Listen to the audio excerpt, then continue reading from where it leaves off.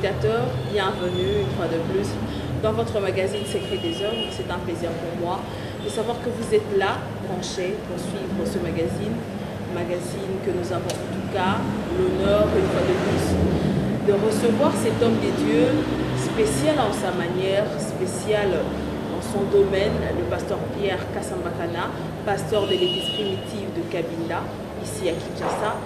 Et bien, mesdames et messieurs, durant les 45 minutes que nous allons devoir partager avec vous, vous allez nous suivre avec lui. Nous allons devoir parler quelque peu à bâton rompu, c'est-à-dire nous allons parler de tout et de rien, mais plus nous allons rester dans ce sujet, ces petits sujets que nous voulons un peu partager avec lui sur la vraie Église. Parce que comme nous vous avons toujours dit, que votre magazine Secret des Œuvres s'intéresse plus aux œuvres de l'Église, s'intéresse plus à l'Église, aux hommes des dieux, à tout ce qu'ils sont en train de faire ici sur la terre. Vous savez qu'aujourd'hui, nous avons plusieurs églises, nous avons plusieurs pasteurs, nous avons plusieurs... Donc, en tout cas, il y a beaucoup de choses qui se font un peu dans ce monde-là. Alors, nous, étant que magazine qui s'intéresse un peu à ces œuvres-là, nous sommes venus voir le pasteur Pierre Kasambakana. Aujourd'hui, avec nous, nous allons devoir parler de la vraie Église et d'autres choses, bien sûr. Alors, pasteur, bienvenue encore une fois de plus dans ce magazine. Merci. En tout cas, c'est un plaisir parce que vous êtes toujours disponible pour nous recevoir, pour partager avec nous et nos fidèles téléspectateurs. Alors, aujourd'hui, nous allons parler de la vraie Église. Mais comme vous êtes, moi je ne cesse de le dire, que vous êtes un phénomène en fait. Parce que parmi les pasteurs, en général, et les pasteurs qui sont pasteurs du dit message du temps de la fin, en tout cas vous êtes un phénomène. Parce que personne ne vous a jamais compris, personne ne vous a jamais saisi. Au fait, vous êtes un faiseur de troubles pour certains, vous êtes mal compris pour d'autres. Alors aujourd'hui, nous allons parler avec vous. Vous allez aussi devoir répondre à ces questions que les téléspectateurs ont fait parvenir de partout dans le monde, parce que nos émissions sont suivies vraiment dans le monde entier, dans l'Internet, nous sommes là. Alors on va commencer par ce petit thème, la vraie Église, pasteur. Comment vous définissez aujourd'hui la vraie Église? La vraie Église, c'est le lieu de la révélation de Jésus-Christ sur la terre. C'est cette Église qui est fondée sur les enseignements des apôtres de Jésus-Christ et des saints prophètes du même Jésus-Christ. Là où Jésus-Christ lui-même est la pierre angulaire. La vraie Église, comme je l'ai dit, elle accepte en son sein la semence éternelle de la parole, sans mélange, libérée de toutes les interprétations théologiques, c'est-à-dire humaines, et elle diffuse le message de Christ, Yeshua, sans compromission aucune.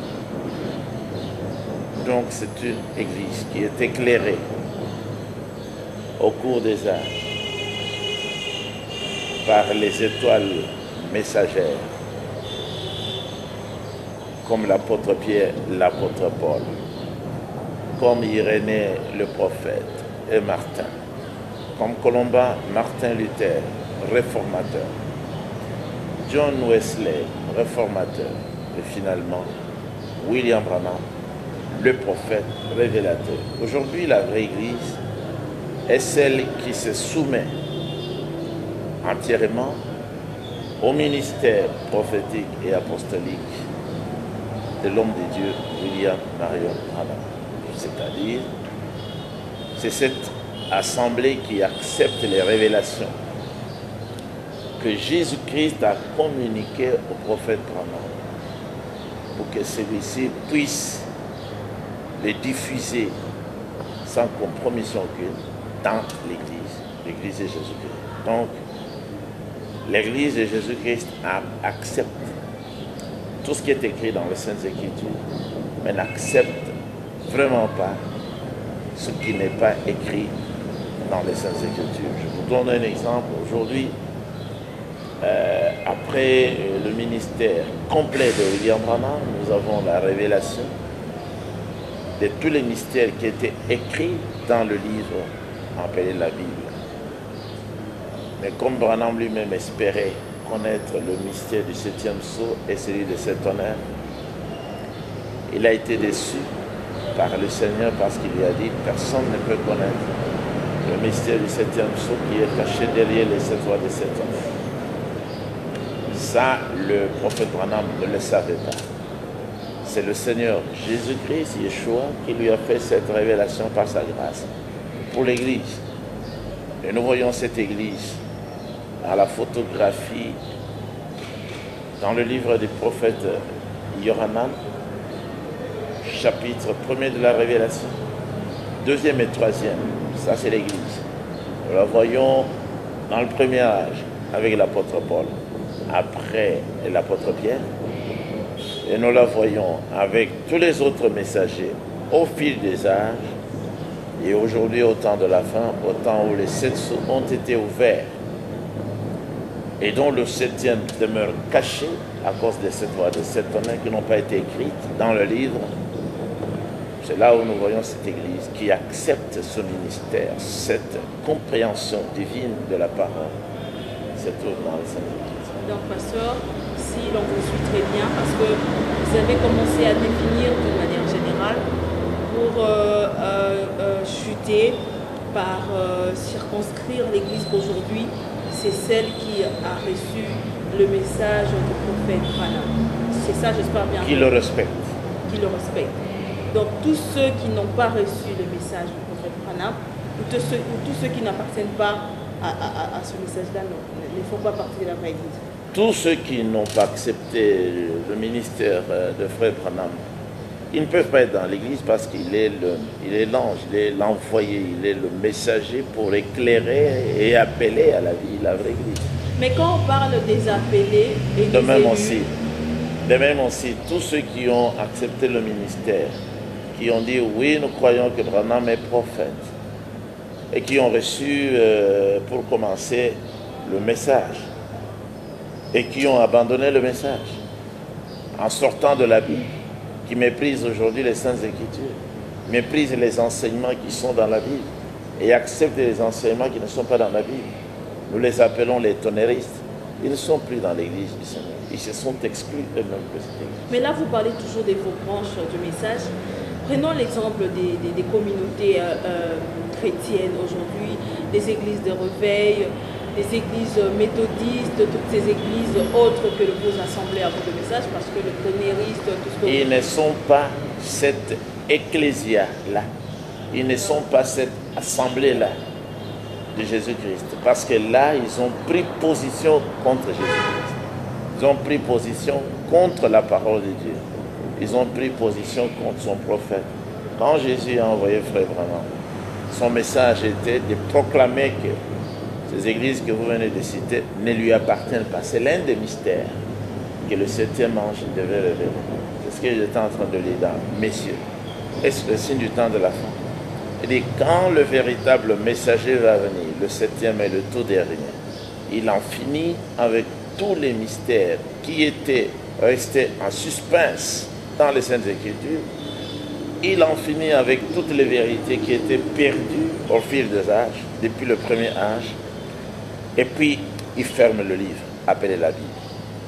L'un des mystères qui devait être manifesté au temps de la fin, c'est celui qui dévoile ces organisations de chrétiens, dites chrétiens, comme étant le mouvement du diable, mouvement antichrist. Mais pasteur, alors, donc ils sont du diable. Que diriez-vous alors de cette distinction on fait la Bible, c'est qu'on dit les appelés et les élus? Mais c'est toujours dans le même message qui constitue un appel divin. Ce message appelle à lui et les incrédules, et les soi-disant croyants, et les vrais croyants. Uniquement un message. Le message lui-même, il est ce qu'on appelle en termes bibliques un appel. Donc c'est le dernier appel. Le message du temps de la fin, c'est le dernier appel, le dernier avertissement, comme au temps de Jésus-Christ. Son message a appelé à lui, dans son église, tout le monde. Il y avait les incrédules. Si vous lisez dans Jean 6, ceux qui avaient dit, ça c'est très dur comme prédication. Qui peut écouter ça? Ils sont partis. Abandonnant Jésus-Christ. Méprisant l'appel qui leur avait été adressé. Mais il y avait encore deux catégories qui étaient restées. Jésus, le pasteur, s'est adressé à ces deux catégories. Mais pourquoi vous ne voulez pas suivre vos frères pour quitter l'église, pour aller faire les dénominations, soit catholiques, pentecôtistes, PVA Longo, Kimbanguistes? Les gens qui quittent la vraie église, ils vont faire ces choses-là. Ou ils vont continuer à prêcher par routine, par imitation, par habitude. Par habitude, c'est comme quelqu'un qui a été hier directeur d'école. Mais une fois licencié, il peut aller faire son école. Il sait comment gérer l'école. Mais il n'est plus dans cette école reconnue. La même chose avec les prédicateurs. La même chose avec les soi-disant croyants, les incrédules. Pour avoir été dans la vraie église, à un moment, ils savent qu'on y prêche. Ils savent qu'on se répand. Ils savent qu'on fait ceci, on prend la Sainte Seine. Et une fois chez lui, il fait son groupe, sa société va continuer à prêcher par habitude. Mais c'est son groupe à lui. La différence, c'est que la vie ne peut pas être là-dedans. Il y a des gens qui prêchent par imitation. Donc, les apôtres ont répondu par la bouche de l'apôtre Pierre. À qui autre irions-nous? Toi seul, tu as les paroles de la vie éternelle. Et le Seigneur leur dit, n'est-ce pas moi qui vous ai appelé? C'est ça l'appel divin. C'est moi qui vous ai appelé, bien sûr. Mais au milieu de vous qui êtes restés, il y a encore le diable, le démon Judas, il était là. Donc c'est au travers d'un même appel, comme nous dans le message du temps de la fin. Le message a appelé toutes sortes de croyants. Frère Branham a seulement dit, il y a trois sortes. Il y a les incrédules qui ne vous feront pas beaucoup de problèmes. Il y a les soi-disant croyants qui resteront avec vous jusqu'à vers la fin et puis ils vous quittent. Ce sont eux qui vont trahir la parole, qui vont trahir l'église, qui vont trahir cette sage Judas. Ce sont des gens qui sont à la recherche de l'argent. Nous, moi, le frère Pierre Casse, j'ai connu beaucoup. Jusqu'à ces soi-disant croyants-là, ils étaient là seulement pour voir comment nous on fait les choses. Et puis, voyant l'argent, eh bien, ils sortent, comme on dit en lingala, Pakatimbango. Voilà, nous évoluons, pasteur. Mais les vrais croyants resteront avec le vrai message jusqu'à la fin. Mais puisque vous dites que vous êtes le vrai groupe, les groupes qui a, parce que c'est pas la première fois. Qui a l'original. C'est vous qui avez l'original. Il n'y a que nous qui avons l'original, que ce soit en Europe, que ce soit aux États-Unis d'Amérique. C'est prouvé. C'est prouvé. Nous avons été en confrontation avec les Européens. Comment est-ce que vous arrivez à soutenir cela? C'est parti de quels critères? Voilà. Le vrai message. Le vrai message, parce qu'il a été donné à un seul message. Si quelqu'un fait sortir une autre ramification du soi-disant message, on le remarquera. Nous sommes en train d'étudier cela dans notre église, dans la brèche entre les âges de l'église et les 7 sortes. Frère Branham a dit ça. Il a dit, moi-même je me trompe aussi, nous présumons. Mais la véritable chose, la véritable révélation, la véritable compréhension, nous la connaîtrons lorsque les 7 sources seront brisées. Et à partir de ce moment-là, nous avons suivi son message. Mais il dit, nous pouvons être sûrs de passer à côté. Nous qui sommes déjà appelés. Si nous ne saisissons pas la vraie révélation à travers les sceaux qui seront brisés maintenant, nous pouvons être très sûrs de passer à côté. Mais les vrais enfants de Dieu vont surveiller ces choses. Et c'est vous qui ils seront vigilants. Il y a quelqu'un qui surveille. Nous avons été invités en Bandaka dans une grande réunion des gens de cet honneur qui parlent comme de véritables fous. Ils disent qu'ils sont déjà enlevés, ils disent que les morts en Christ sont déjà ressuscités, Christ est déjà le vrai fou. Donc ils se sont vraiment éloignés. Des fous, mais quand même vous êtes rendus parmi les fous. Et mais Jésus, vous avez pris parole. Mais le Seigneur a été invité dans le séjour du monde. Il est allé. Le Seigneur Jésus est allé prêcher dans le séjour des morts pendant 3 jours. Il a trouvé les âmes en prison. Moi, de mes yeux, j'ai vu les âmes en Mbandaka. Les âmes qui sont en prison. En Mbandaka. Oui. Ces âmes sont aussi ici. Ils sont dans le séjour des morts. Les gens qui croient que les 7 honnêtes sont révélés. Le 7e sceau est révélé. Jésus est déjà revenu. Les morts en Christ sont déjà ressuscités. Ce sont des fous. Ce sont de vrais fous, dans le vrai sens. Là, ce n'est même pas une plaisanterie. Non, ils sont malades. On doit les traiter. Les médecins doivent les traiter. Avec les traiter. Quel produit, par exemple?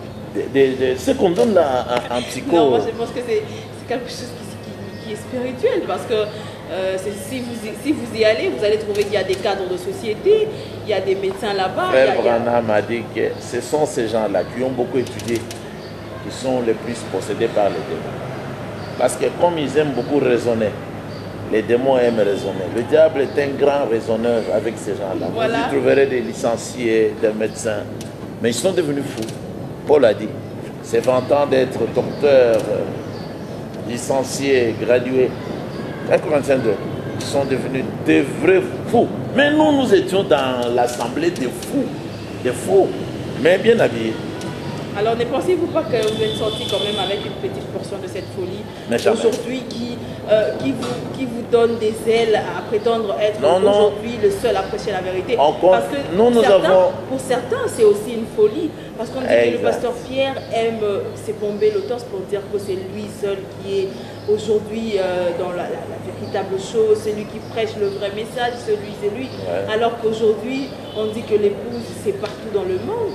Et quand vous déclarez ces choses-là, c'est-à-dire que vous aussi, vous avez une petite portion de folie. Pas la leur.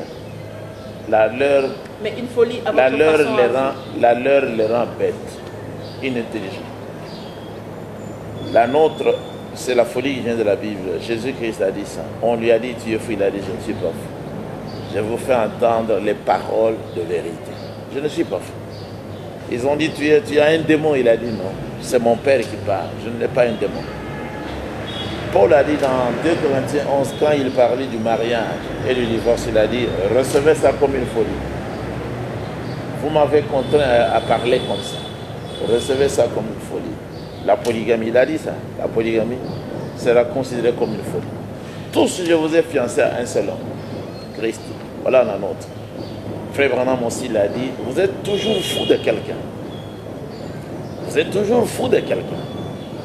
Il a prêché sur cela. Vous êtes toujours fou de quelqu'un. Un toquet. Oui, vous êtes toujours fou. Ça veut dire quoi, être fou de quelqu'un? C'est ce que tu as dit. Nous les considérons comme des fous. Et eux aussi vous considèrent comme eux aussi, ils nous prennent pour des fous. Et qui sont des vrais fous finalement? Alors maintenant, cela se verra lorsque le Seigneur reviendra. Les vrais fous resteront sur la terre. Et si par surprise, par étonnement, c'est vous qui restez et tout votre groupe? Non, nous ne pouvons pas rester parce que nous attendons cette venue. Mais ils se croient être enlevés, mais tout en étant sur la terre. Mais il y a aussi des autres qui attendent comme vous. Ça, c'est la folie. C'est aussi la folie. Non, ceux qui disent être enlevés, mais qui sont sur la terre, c'est la folie. Mais le type qui nous avait invités, il a pris le bloc de ciment qu'il a appelé Branham. Du ciment, il a parlé à ce ciment-là en disant, prophète Branham, Tala napesi Mbandaka, Mbandaka, Botala, prophète Nabeneyo. C'est un fou. C'est qu'elle a sauté comme ça. De El Shaddai Tabernacle. À Lubumbashi. En Mbandaka. À l'Équateur. Moi, je pense que c'est le soleil qui les a tellement chauffés, ils sont devenus fous. Voilà, en tout cas, chers téléspectateurs, vous suivez. En tout cas, c'est l'ambiance qui règne généralement quand nous avons le pasteur Pierre Kassambakana sur ce plateau, dans ce magazine. Mais petit à petit, vous commencez à faire comme certaines églises dont vous déplorez certains comportements, certains rituels, comme les blocs de ciment. C'est entré dans le message aujourd'hui? Non, ceux-là ne sont pas dans le message. Ils étaient dans le message, dans les années 70. 70. Mais lorsque nous avons été exclus des Régini ici, Régini est sorti du message. Toutes les assemblées qui ont suivi l'assemblée des Régini est sorti directement et automatiquement du message. Mais on continue à y prêcher le message? Non. Maintenant, on prêche par habitude les 7 honnêtes. Tous y prêchent les 7 honnêtes. quand quelqu'un croit les 7 tonnerres, il a déposé le message, il a fermé ses valises, il est sorti de la Bible pour aller croire les sottises. Alors, j'aimerais bien que les téléspectateurs saisissent cette occasion parce que vous dites que vous avez le monopole de connaissances aujourd'hui dans ce message.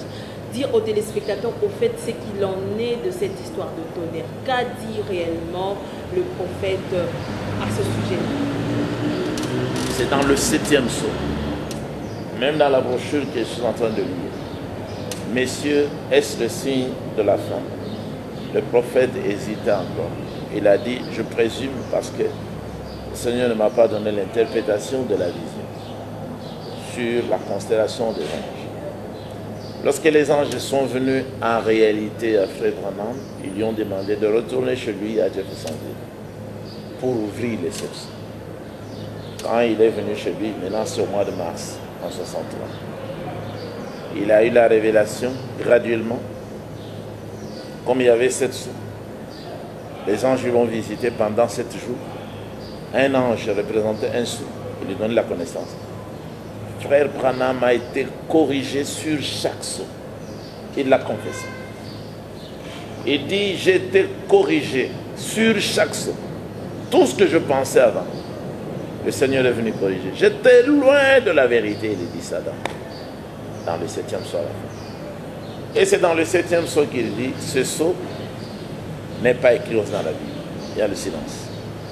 Personne ne peut connaître ça. Moi-même, Branham, je ne connais pas.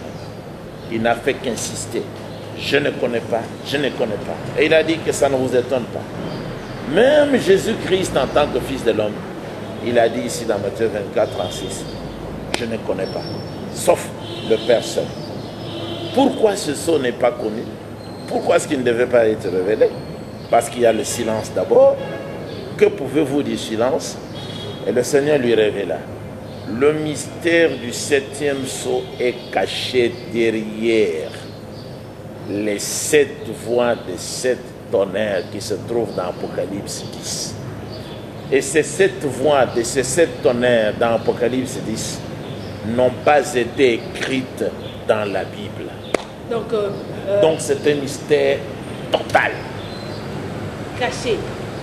Caché à tout le monde, et au ciel et sur la terre. Voilà. C'est ça que Branham a dit en terminant par le cacher. Ainsi dit le Seigneur. Et il a dit, vous faites ce que vous voulez. Moi je vous ai dit ce qu'on m'a dit et ce que j'ai vu. Vous faites ce que vous voulez. Moi, Branham, je ne connais pas. Ça, c'est le 7e psaume.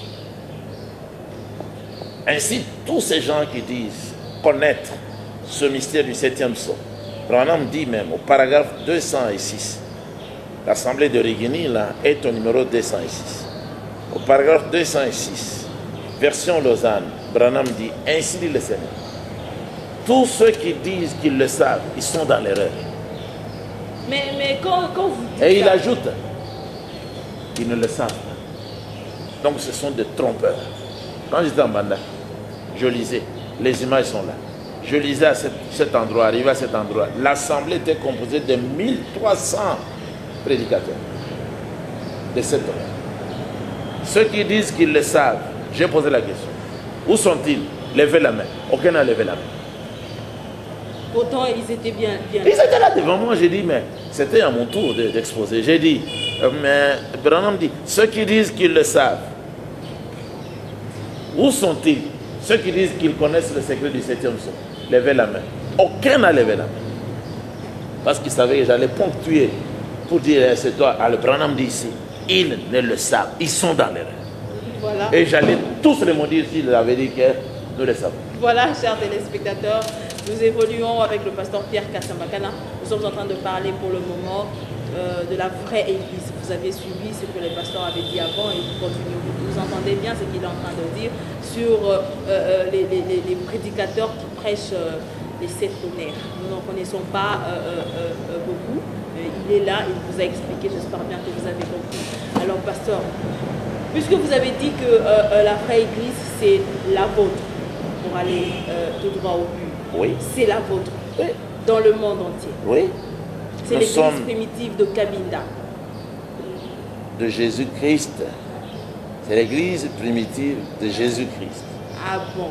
Située sur l'avenue Cabinda. Ok, c'est l'église primitive de Jésus-Christ située à Cabinda. Non, sur l'avenue Cabinda. Située sur l'avenue Cabinda à Kinshasa. Dans la commune de Lingwala. Ok. Non loin de... Nous sommes les voisins avec le pain Victoire. Là, on fait le pain et les gens viennent acheter. Ici, nous avons le pain de vie pour aujourd'hui. Voilà. Nous évoluons alors, pasteur. D'après vous, quelle est la mission de cette vraie église-là sur la terre aujourd'hui? La mission principale de la vraie église aujourd'hui? C'est de représenter le Seigneur Yeshua HaMashiach quant à tous ses enseignements.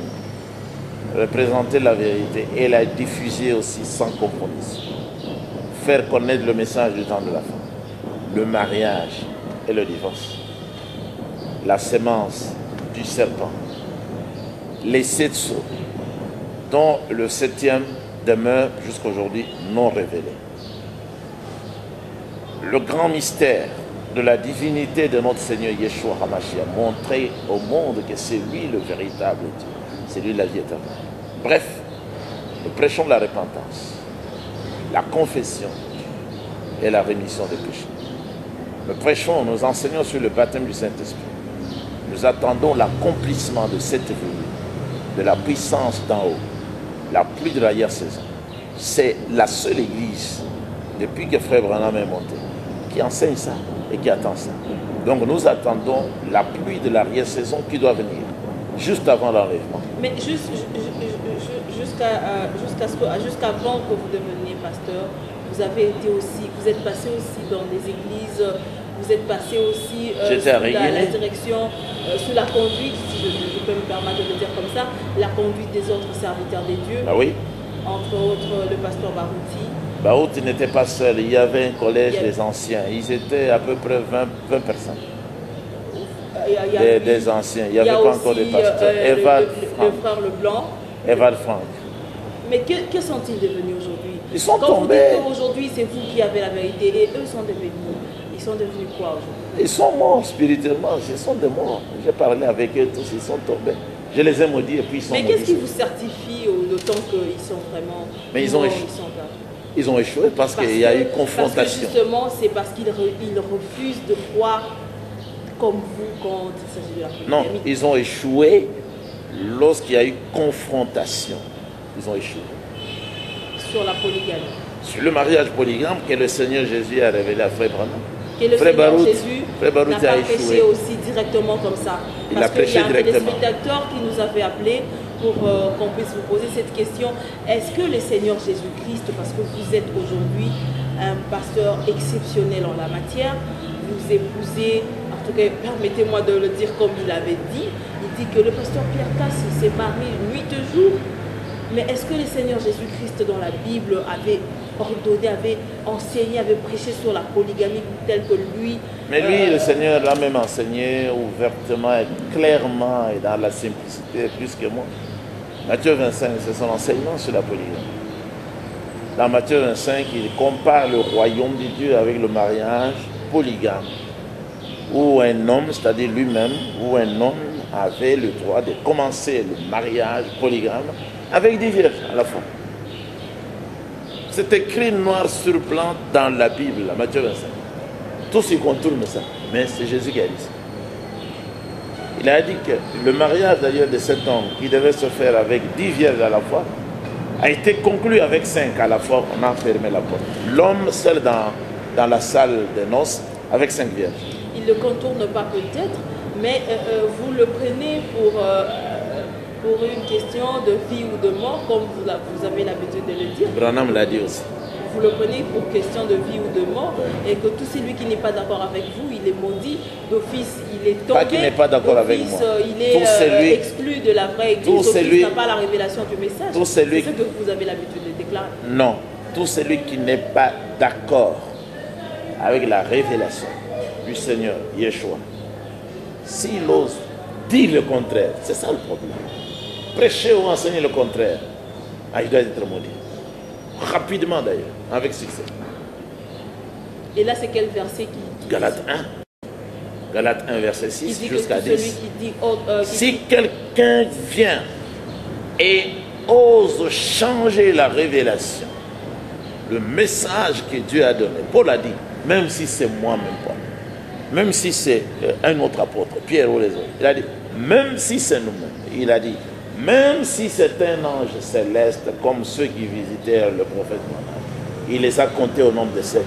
S'il ose changer ne fût-ce qu'un point de la parole de la doctrine, maudissez-les. C'est ce que nous faisons. Quand j'étais en Banda, les gens venaient me dire, non, il ne faut pas nous maudire, je vous maudis. Ils ont eu peur. Un autre qui est ici, le blanc de noir, là, il est venu pour me dire, nous sommes au temps de la grâce. Quel blanc de noir? Je ne connais pas son nom, il se nomme Malaki. Je dis, je te maudis d'abord ici. Et puis il est parti. Je l'ai maudit, nous n'étions qu'à deux, il est parti. Voilà, je ne sais pas, avec vos malédictions, vous vous sentez à l'aise? Ce sont des malédictions divines. Divines? Oui. C'est le Seigneur qui a dit, maudissez cet homme-là, cette femme-là. Moi, je vais accomplir ça. Ce sont les malédictions divines. Si vous lisez dans Deutéronome, est-ce qu'une malédiction peut être divine? Ben oui. Ce sont les malédictions de Dieu. Quand vous lisez dans Apocalypse 22, le dernier chapitre, depuis le verset 17 jusqu'au verset 18e, il est recommandé à la vraie Église d'avoir le même langage que le Saint-Esprit. C'est ce que le Saint-Esprit dit, l'Église doit avoir le courage, en tant que femme vertueuse, de répéter mot à mot. Mais maintenant, quiconque ajoute, quiconque, peu importe qui il est, Dieu le frappera. Des fléaux qui sont décrits dans ce livre. Ce sont les malédictions divines. Elles doivent tomber sur les... Elles sont là. Elles cherchent sur qui aller. Et si ces malédictions-là aujourd'hui s'avéraient être fondées? Mais si je prêche faussement, oui, j'ai le droit de le recevoir. Si je prêchais faussement. Mais comme je ne prêche pas, je n'ai même pas le droit de prêcher la fausseté. Moi, je n'ai pas été créé pour être un menteur d'abord. Même dans les choses du monde, je n'étais pas un menteur. Même à l'université, moi j'ai repris les professeurs. Mais il y a un prédicateur que nous avons reçu ici qui n'a pas hésité de vous qualifier d'un sorcier, d'une personne qui prêche des faussetés, qui conduit les âmes de tous ces fidèles qui sont avec vous en enfer. Je me tais. Est-ce qu'Abraham a conduit? Est-ce qu'Abraham a conduit les gens? Est-ce qu'Abraham a conduit les gens en enfer? C'est Abraham qui est devenu la source des bénédictions. Et quand lui dit ça, il dit que vous êtes un vrai sorcier dans son vrai sens. Oui, mais moi maintenant je cite les Écritures. Abraham est mon père. Il était polygame, je suis polygame. Ce qu'il croyait, c'est ce que je crois. Mais Abraham est assis déjà dans la vision, Luc 13, dans le royaume de Dieu. Abraham est déjà dans le royaume de Dieu. Isaac, son fils, dans le royaume de Dieu. Jacob, dans le royaume de Dieu. Et tous les prophètes qui sont nés d'un polygame, Jacob. Jacob avait 4 femmes. Est-ce que ces gens-là ont conduit les gens en fait? Si quelqu'un s'oppose à moi, qu'il s'oppose à Abraham, qu'il s'oppose à Isaac, qu'il s'oppose à Jacob, voilà mes pères. Qu'il s'oppose à David, qu'il ne lise pas la Bible, parce que la Bible a été écrite par David, Salomon et tous les prophètes. Les polygames. Même Jésus-Christ, il est le fils des polygames, fils de David, fils d'Abraham. Voilà, puisque le temps coule déjà, nous avons reçu aussi une question. C'est un de vos frères qui était ici et qui est sorti. Il nous a fait parvenir cette question de dire que vous avez donné en mariage votre fille, je ne sais pas, Nathanaël Kassamba Kana, à un autre mari du vivant de son premier mari. Que pouvez-vous répondre à ce sujet? Parce que... mais ma fille, nous avons fêté ici, elle a été épousée intacte, vierge. Cette fille-là qui était donnée déjà en mariage à un autre? Non, le mariage n'était pas conclu, j'ai toujours expliqué ça. Comment est-ce qu'on peut aller ravir une femme? Mais la dot avait déjà été versée, vous avez déjà pris la dot. Mais on a restitué aussi, parce que le mariage n'était pas conclu. Consommé, c'est-à-dire dans le lit conjugal? Non, non, il n'était pas encore associé ici. Il n'était pas encore marié. Mais que vous avez déjà perçu la dot? Il n'était pas encore marié ici. La fille a dit non, je ne suis pas d'accord. Nous avons insisté, elle dit non, on m'avait travaillé. Et puis, elle était très moins âgée. On l'avait travaillé par qui? Par son entourage pour accepter. Finalement, vous avez beaucoup de problèmes liés au mariage dans votre église parce que...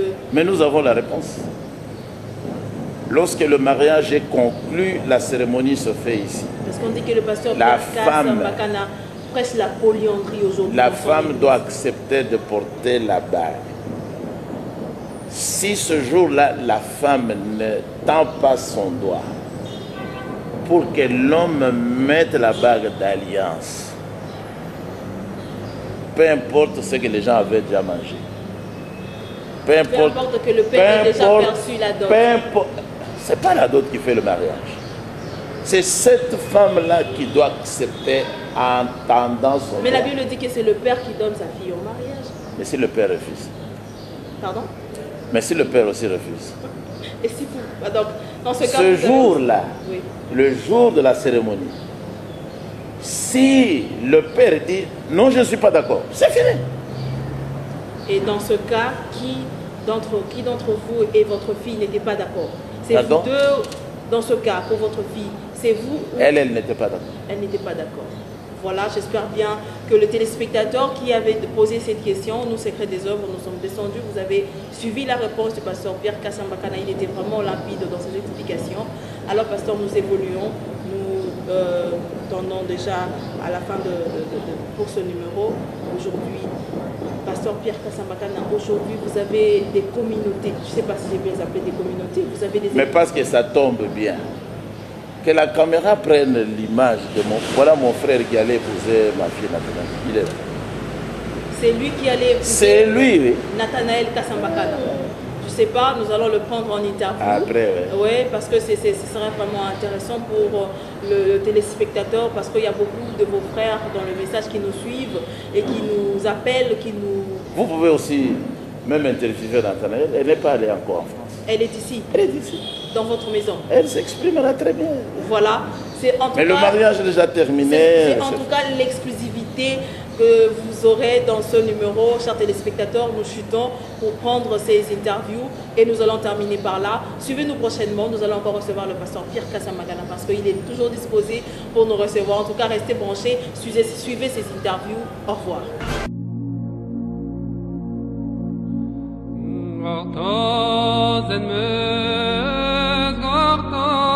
Je m'appelle Nathanaël Kassambakana. Moi, je dirais que le mariage est conclu lorsque l'homme fait porter à sa fiancée l'anneau. Je sais ce n'était pas encore fait avec le frère, mais si on avait cassé avec cela, c'est parce que je ne pouvais plus continuer. Parce que dès le début, je ne voulais pas. C'est ça. À ce moment-là, j'avais 13 ans. Lorsqu'il était venu me fixer, j'avais 13 ans. C'est tellement qu'il insistait, alors je l'avais... Qui insistait? Le frère. Moi qui insistais, voulait à ce que je lui réponde. Je lui ai dit que, d'accord, mais ma réponse vraiment, je te donnerai demain. Je lui avais dit ça pour qu'il parte. Il est reparti, alors on ne s'était plus vu, c'était un samedi. Le dimanche aussi, on ne s'était plus vu, et puis j'entends, je crois le mardi, mon père dit Dieu de la chair que je suis fiancée à lui. Alors, je ne voulais pas baisser mon père, alors je voulais continuer avec lui. Et les jours qu'il voulait doter, je ne savais pas qu'il était venu pour la dot, je ne savais pas. Je l'avais su lorsqu'on m'a demandé de prendre l'argent pour le remettre à papa. J'avais fait ça, sans savoir que c'était ça la dot. Je n'avais que 13 ans. Pendant tout ce temps, vous faisiez des choses qui étaient à contre-cœur, c'est ça? Oui, c'est ça. Alors quand le vrai sentiment est venu, vous vous êtes décidé pour dire non, c'est ça. Ouais. Et qu'est-ce qui s'est passé ensuite? Lorsqu'il est reparti chez lui en 2008, Reparti à Rouzumaï. oui, puisqu'il était venu pour la conférence, mais lorsqu'il était reparti, j'avais déjà envie d'arrêter avec ça parce que je ne pouvais pas m'aimer avec l'homme que je ne voulais pas. C'est ça. Mais j'ai gardé encore silence parce que je voyais que ça va choquer mon père. C'est ça, j'avais gardé silence. J'ai essayé de continuer avec lui, mais ça n'a pas marché. Je ne pouvais pas forcer. Mais comme on dit toujours que le mariage est consommé ou n'est pas consommé, alors à nos téléspectateurs, est-ce que vous pouvez affirmer que le mariage avec lui était consommé ou pas? Non, ce n'était pas consommé. Voilà. Parce que dans les mariages, on se marie lorsqu'on s'aime. Ce n'était pas le cas. Donc Mais vous c'est n'avez... mon frère quand même. Vous n'avez jamais habité ensemble, vous n'avez jamais vécu dans une même maison comme mari et femme?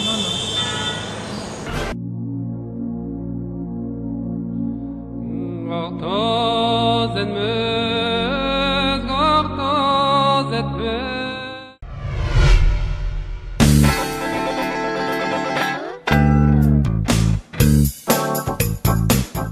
Shalom, je suis le pasteur Pompon Kachai, pasteur responsable de l'église Réveille-toi. Je suis dans votre magazine Secret des œuvres, la rubrique Déclaration de foi. Pendant quelques instants, nous allons déclarer ensemble des déclarations de foi. Pourquoi déclaration de foi? Nous avons pour objectif de vous amener à libérer votre foi par des déclarations, afin de créer en vous, autour de vous, l'impact, la transformation et le miracle. Raison pour laquelle nous sommes là pour déclarer ensemble avec vous. C'est pourquoi je voudrais que vous déclarez après moi. Dites avec moi, je déclare au nom de Jésus. Je suis la tête et non la queue. Je déclare au nom de Jésus. J'accomplirai de grandes choses en 2016. Je déclare au nom de Jésus. Au devant de mes ennemis, je vaincrai. Je déclare au nom de Jésus. Ils me feront la guerre, ils ne me vaincront point. Il est écrit, je suis la tête et non la queue. Il est écrit, je suis béni et mes entrailles sont bénies. Dans le nom de Jésus, mon chemin est ouvert. Dans le nom de Jésus, toutes les portes fermées sont ouvertes. Je les déclare et je le crois dans le nom puissant de Jésus. Vous savez, la Bible dit ceci. Si vous avez la foi, vous diriez à cette montagne, ôte-toi de là et jette-toi dans la mer.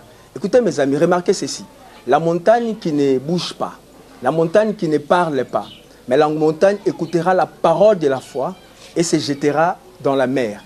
C'est pourquoi je déclare sur toi, toutes les montagnes de ta vie, en ce jour, je les renverse dans le nom de Jésus.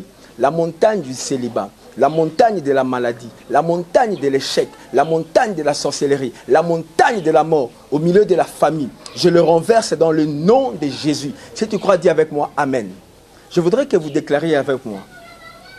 Fais cette prière après moi. Père, au nom de Jésus, je crois que si je suis entré en 2016, ce n'est pas pour pleurer, ce n'est pas pour échouer, ce n'est pas pour mendier, ce n'est pas pour regarder les autres, mais c'est pour que j'écrive aussi ma propre histoire. Raison pour laquelle ce soir, je déclare 2016 est à moi. Je déclare, je réussirai, je déclare, j'accomplirai de grandes choses en cette année, dans le nom puissant de Jésus. Appelez-nous, nous sommes là. Sur le bas de votre petit écran, nos numéros sont placés là. Appelez-nous, nous pourrons prier ensemble. Nous pourrons encore avoir le temps de causer, de converser. Et nous voulons vous suivre, nous allons vous suivre en privé, pour voir quel est le problème qui vous dérange. Si Dieu m'a envoyé ici, ce n'est pas en vain, c'est pour vous. Appelez-nous, nous sommes à Bandal, Bandol Chibangu, non loin de l'école Mpieko, sur l'avenue Nzobe, Nzobe 119. Nous nous réunissons tous le mercredi, vendredi à 17h et les dimanches à 8h30. Nous passons de très beaux moments dans la présence du Seigneur. Je vous invite, n'y manquez pas, venez à ces grands rendez-vous et vous ne serez pas déçus. Dieu a quelque chose de bon, de merveilleux à faire avec vous. Venez, nous sommes là.